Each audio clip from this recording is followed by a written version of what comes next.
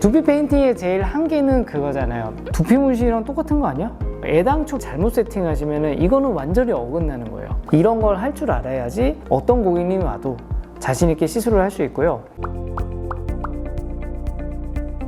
두피 페인팅의 제일 한계는 그거잖아요. 한 번 시술을 50만 원이라서 내가 했어. 근데 이제 이렇게 효과가 없진 않아요. 있는데 근데 이거보다 더 진하게 하고 싶으면 2번도 받아야 되고 3번도 받아야 되는데 그러면 결국 2번 받으면 100만 원, 3번 받으면 150만 원인데 두피 문신이랑 똑같은 거 아니야? 두피 문신 업체에서는 뭐 한 3년에서 5년 간다는데 두피 페인팅은 뭐 1년 정도 간다고 그러고 이랬을 때 이제 고객들은 좀 고민을 할 수도 있죠. 제가 봤을 때는 어쨌든 여러 차례 겹쳐서 작업을 하는 거는 결과물도 괜찮다라고 생각을 하고 있어요. 패턴을 돌리는 게 되게 쉬워 보이죠. 사실 좀 쉽거든요.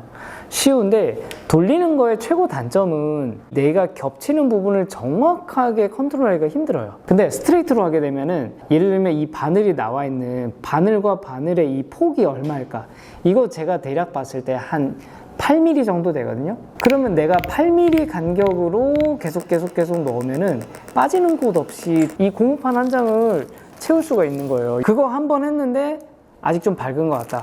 그럼 크로스 하는 거예요. 옆으로 한 번 가고 대각선으로 크로스 한 번 하시면은 그 효과는 일반 그 S&P 한 1.5회차 정도 되지 않을까. 그래서 두피 페인팅은 요즘도 교육 문의가 사실 좀 많은데 제가 요새는 모아놓고 하는 교육은 잘 안 해요. 시연이랑 실습 이게 이제 들어가야 돼서 직접 해보셔야 되는데 한 사람 모델을 여러 사람이 막 이렇게 하는 건 사실 좀 쉽지는 않고요. 두피 페인팅 원데이 클래스 교육 정도는 할 수 있고 두피 페인팅 교육도 이제 3시간 교육으로 하거든요. S&P랑 똑같아요. 이론과 스킬 연습이 이제 2시간. 2시간 사실 이론 좀 짧긴 합니다. 왜냐하면 두피 페인팅 하시는 분들은 대부분 미용사 하잖아요. 헤어 디자이너잖아요.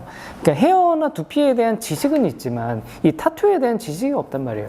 근데 저희 정규반 같은 경우에 4주 동안 그 이론 교육을 하는데 그러면 16시간이거든요.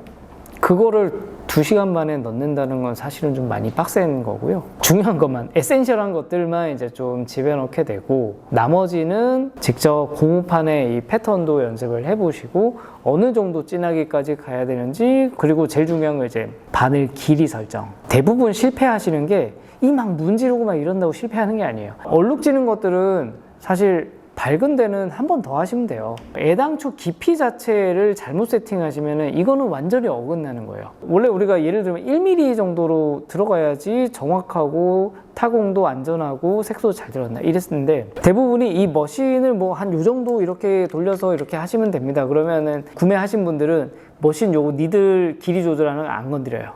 왜냐면 선생님이 해준 대로 그대로 쓸 거니까. 근데 하다 보면은 사실 이게 부드러워서 좀 돌아갈 수도 있고 그렇거든요.